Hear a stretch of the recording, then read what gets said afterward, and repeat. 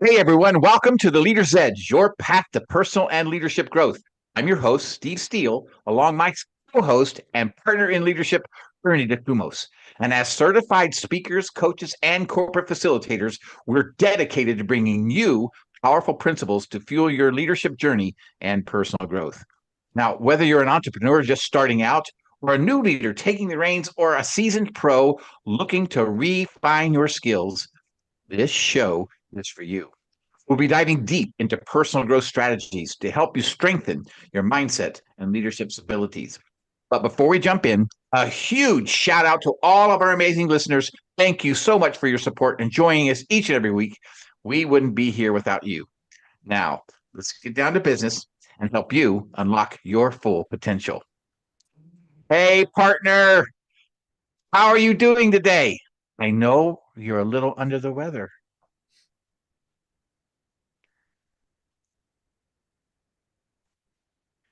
Ernie, can you hear me? I don't think Ernie can hear us. I think we've lost Ernie. I think we lost her. It might be just you and me, sir. Might just be me and you. Absolutely. Well, I would read your bio in front of us, Deb, but I don't have it. But I want to thank all of our guests and join in. And I want to share with you an amazing lady that is coming to as our guest today on the Leader's Edge. Her name is Deb Krier. Is that right? Krier? Is that how you say it? Krier. Krier. And Deb, I know that our episode this week is something that is a little bit different in respect to what we do here on the Leader's Edge. We talk a lot of times about leadership and personal growth, but today we're going to talk about some adversities. And just a bit. Deb, yeah, just a bit. So, but that is part of leadership growth. That's part of personal growth, right? Right. So the name of our episode today is I'm Not a Patient, I'm a Warrior. Now, Deb, if I read through your bio, it would tell us a lot about you. And maybe when Ernie jumps back on in a second, we will be able to do that, where she can read some of your bio to us and kind of just work her in, so so the audience can get a little bit to know you a little bit better. Or I can tell you a little bit. I bet you can. I bet you can. So, Deb, I'm not a patient, I'm a warrior. I know that you've gone through adversities, many, many adversities in your life. And the adversities you've gone through have been life-changing, life-threatening situations that you look at your life and you're going, why is this happening to me? Deb, can you just kind of take us there a little bit? Start with your journey and where you've been. Well, first of all, thank you so much for having me on the program. We really are going to have such a great discussion, because one of the things that I discovered, and Ernie's back. Ernie, do you want to do my bio, or should I just keep going? No, yeah, Ernie, do Deb's bio for us. I would love to do that. Goodness gracious. So, as you all know, by the way, this is your co-host, Ernalita DeCumos. Our amazing guest this morning is Miss Deb Krier, since you already know her. She is an entrepreneur, cancer advocate, and the visionary behind Trying Not to Die.LIVE, with a background in communications, marketing. And there she goes again. All right, so we'll just jump back in. Jump back in. Yeah, so I started my own company, Wise Women Communications. It's been over 20 years ago. And, and love doing that. I was home-based before home-based was a thing, right? But in 2015, I had to stop and think when it was, I was diagnosed with what they call stage 0 breast cancer, which means, hey, let's just kind of watch it and not really worry too much about it. And that diagnosis changed several months later when we discovered that it had spread to my lymph nodes. And so I went to stage 3. And I love the concept of your program, because a big part of what I talk to people about is, as a cancer patient, as anybody going to a doctor, any of these things, we are the leaders of what we are doing. We're in charge. Nobody else is in charge. We certainly want their advice, but we're the people in charge. The buck stops here. right? And so at that point I got an oncologist. I hadn't even had an oncologist for several months. But I decided to do the traditional approach, which I know a lot of people are, doing different things, all sorts of great things. Ernie's back, but we're just gonna, if you want, I'll just keep going. Keep going. Go for it. So We'll see how long Ernie lasts this time. I know. And so I chose the traditional approach. I was going to have chemo, I was going to have surgery, then I was going to have radiation. My first dose of chemo almost did me in, almost killed me. I was within hours of dying because I developed septic shock. I kind of skipped having sepsis and went into septic shock, but obviously survived that. I'm not a ghost talking to you. And so, they, several other complications, all sorts of things. But I kept working almost the entire time, So you had zero breast cancer. They called it zero, right? Yeah, okay. Stage 0. Yep. So they stage things. Yeah, 0. So how long was it before you went into septic shock? So I had chemo, and then 3 days later, I told my husband, I said, we need to call an ambulance. And so, and I actually passed out in the ambulance on my way to the hospital. And I've been chatting with the two of you, and so you all will get a kick out of this. I live 5 minutes from the hospital, and we stopped. Yeah. Wow. And I knew we weren't there. And I said, why are we stopping? And they said, well, it's a stoplight. And I said, I don't get lights and sirens. And that's boom, you. That's typically you. That. And then, everything, the world tilted, and I passed out, and it was hours later before I woke up. And the doctors actually argued as to what to do, because the one doctor said she's not going to make it through the day. And my oncologist team said, you will do, and this was the surgeon, and they said, you will do whatever you have to do. And I still remember thinking, excuse me, I get to vote. This is my life, right? Again, I'm the leader of my life. And I was in the hospital, in and out of ICU, in and out of multiple surgeries, for about 7 weeks. And my husband was told 3 times that I was not going to make it. And again, I was like, no, excuse me, not done yet. No white light, no, none of that. And it was one of those things that, when I got done, it was like, well, this was wild. Had multiple. I don't understand. You have a 0, stage 0. Stage 0. Yes, thank you. Stage 0, and 3 days later. Oh, and actually, it was 3 months. 3 months. Okay. So, 3 months. So 3 months, and then we thought, better do chemo, right? And so, we really had done in that 3 month time period.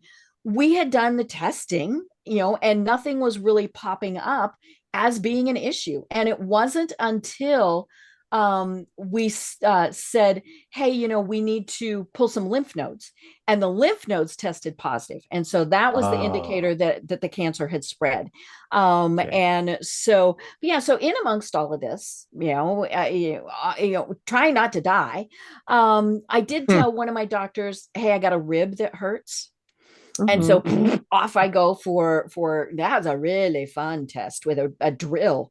And because they wait. You can't just say a drill and stop. It's a drill. And so they literally drilled into my bone. Is that right? Right? Now you're numbed up, all this stuff, and they were probably regretting that they hadn't knocked me out. But and so they take a sample of your bone tissue and your and they run it through, and that came back as inconclusive for cancer cells. And so the decision was made, we're just going to say stage 4, which that is the highest staging that you can get. And in most cases, they do not consider stage 4 cancer to be curable. Now, it might go away and never come back. But stage 4 is we're in big trouble. And so, like I said, I just kept working the whole time, when I was coherent. Now, I was pretty incoherent for quite a bit of this, but part of that was because it's back to the leader thing, right? I needed something that I could control. And so and that is something that a lot of people who get cancer or any type of serious illness or have somebody say their spouse or their children, that's one of the issues that they are challenged with is, do they tell their boss? Do they tell their clients? If they're the boss, do they tell their employees? Because so many times people are going to think, oh, it makes you weak. You can't do your job. Or on a positive note, they say you should focus on healing yourself, right? And luckily, my clients said, you do what you need to do. We will help you through it. And you just keep telling us what you need. Wow. And so that was great because that is exactly what they did. That's empathy. I love that. Yeah. That. So, so we, I, like I said, I went merrily along. And then several years ago, and I've been in and out of the hospital, multiple tests, multiple surgeries. I'll tell you, the surgery I had a very short surgical procedure in December. That was number 35 in 9 years. So my brain gets real befuddled with anesthesia now, and I'm dopey enough as it is. Several years ago, I did point out to my doctor that I had a sore on my arm that was not healing. And I think within a day, I was at the dermatologist who diagnosed basal cell carcinoma, which, as scary as that sounds, that's actually, it's a skin cancer, and it's the easiest to treat. It doesn't normally spread like a melanoma or something like that. In fact, when he removed it, I didn't even have a stitch. He cauterized it, put a Band-Aid on it, and sent me on my merry way. Now, I do have to go to the dermatologist every 6 months for checkups. I fondly call them my strip and spins. And he tells me, don't say that. And I'm like, but that's what you do. And fortunately, and that was that I probably got that because I'm the redheaded, freckly kid who, who never knew what sunscreen was. So, nothing major on that. And then it's been almost 2 years ago, I said something to my oncologist about a pain. And it was on the bad side, right? The side that had cancer. And she said, you know what? Let's go ahead and run a CAT scan. Let's just see what's going on. That was nothing. But they did show that I had lesions on my thyroid. And I was like, a lesion? What the heck is a lesion? And so it turns out that I had what the diagnosis was papillary thyroid cancer. And so they removed my entire thyroid. Not a big deal. Now I do have to take a certain prescription every day for the rest of my life because your thyroid does important things. But yeah, I just kept going this whole time and was in charge of my life. But so you did not have just one cancer. I had three separate. You had 3 separate cancers. What were the thoughts that were going through your mind as you're diagnosed on each one? So the first one, I literally told my doctor, I'm sorry, I don't have time for this. And she looked at me and was like, and she'd not really known me, so she didn't know. With the skin cancer, I really didn't care. I mean, I knew that it was not anything to be terribly worried about.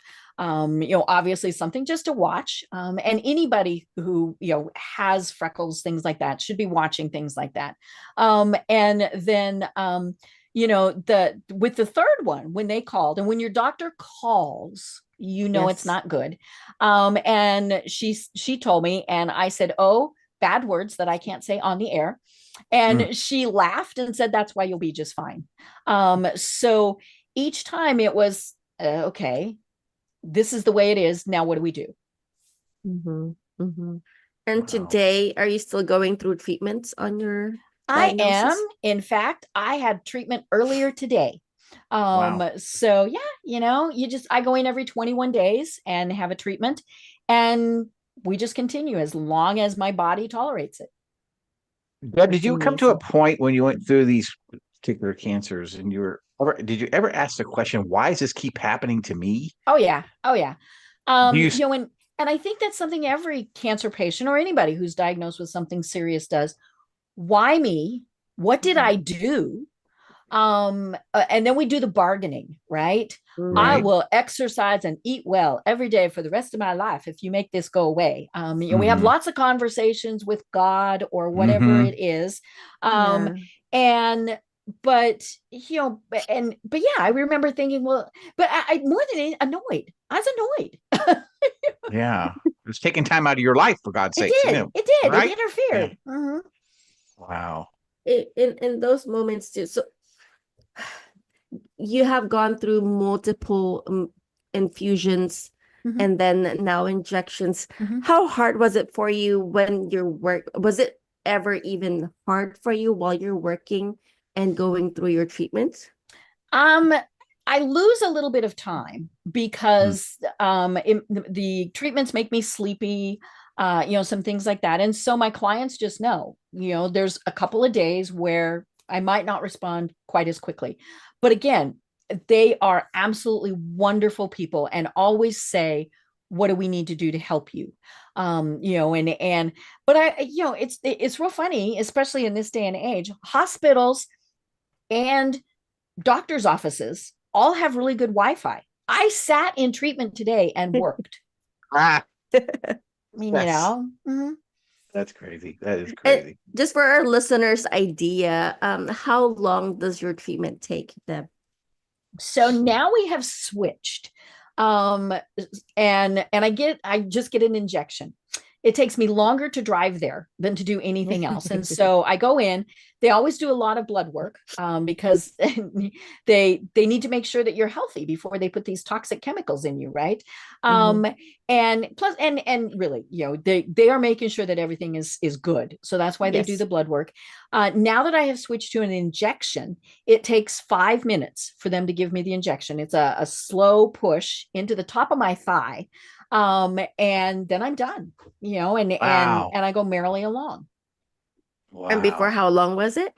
So the infusions were just 30 minutes. And now I did have a port in my shoulder, which for those who don't know, a port is a line that it's this thing that they surgically implant.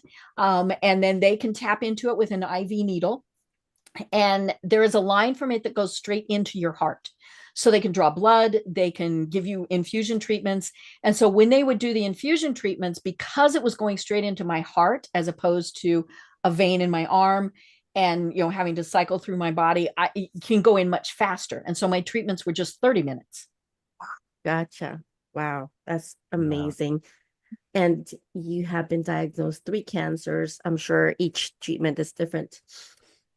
We will have to take a quick break.